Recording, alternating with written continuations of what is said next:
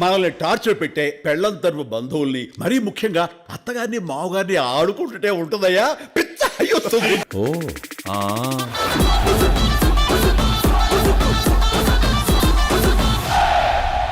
Hello guys, welcome to sky thoughts. ఈరోజు మనం ఈ సంక్రాంతికి వచ్చిన మనశంకర వరప్రసాద్ గారు గురించి మాట్లాడుకోబోతున్నాం అండ్ మూవీ రివ్యూ గురించి డిస్కస్ చేసుకోబోతున్నాం. రా ఏ ఆటాము చెప్పరా. ఏరా క్రింజ్ ఉందా మూవీ? నేను చెప్పినా కదా వెళ్ళకరా మూవీకి అని చెప్పాను కదా, అది క్రింజ్ రా మూవీ. లేదురా, లేదు, అస్సలు క్రింజ్ కాదు. చాలా బాగుంది మూవీ అయితే. పడి పడి నవ్వుకున్నారు ఫ్యామిలీస్ అందరం. మేము కూడా ఫ్యామిలీతో వెళ్ళా. చాలా బాగా నచ్చింది. నీకు నచ్చితే రా, ఆ రొట్టెపొడి అడివే నచ్చుతాయి నీకు, అన్నీ అవే నచ్చుతాయి.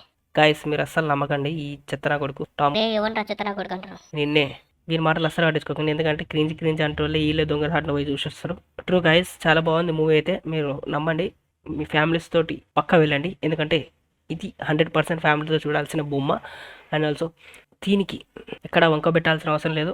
ఉన్నాయి కొన్ని మైనస్ పాయింట్స్ ఉన్నాయి, కాకపోతే వాటిని మన చిరంజీవి గారు అండ్ నయనతార గారు, మన అనిల్ రావుపడి వీళ్ళందరూ మ్యాజిక్ చేసి మంచిగా, మన వెంకటేష్ గారు అండ్ ఇందులో స్పెషల్ క్యామియో ఉంది, బుల్లిరాజు కూడా ఉన్నాడు, మిస్ కాకండి.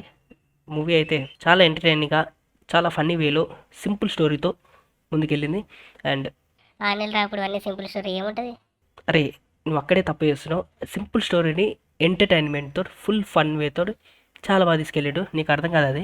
చూసాంలే, సంక్రాంతికి వస్తున్నాం. ట్రస్ట్ మీ, సంక్రాంతికి వస్తున్నాం కంటే చాలా బాగుంది మూవీ. ఎందుకంటే మన చిరంజీవి గారు న్యాచురల్ యాక్టింగ్ తోటి అండ్ ఫైట్స్ కూడా చాలా బాగున్నాయి.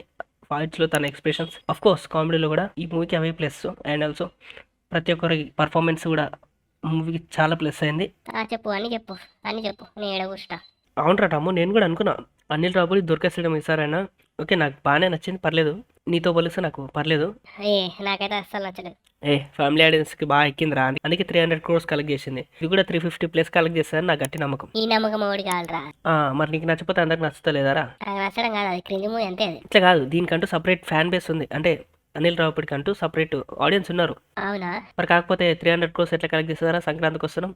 ఇది కూడా దానికి మించి కలెక్ట్ చేస్తారని నాకు గట్టి నమ్మకం. ఎందుకంటే మన చిరంజీవి గారు ఎంత పెద్ద స్టారో తెలుసు కదా. ఫ్యామిలీ ఆడియన్స్కి నచ్చేస్తే అది కూడా మినిమం 350+. దానికి తోడు ఇందులో మన వెంకీ మామ ఉన్నాడు, కౌనించుకో, మామూలుగా లేదు. ఆ సాంగ్స్ కానీ అవన్నీ బాగా ఎక్కేసారు అందరికీ. అందుకే ఈ మూవీ కూడా చాలా పెద్ద బ్లాక్ బస్టర్ కాబోతుంది.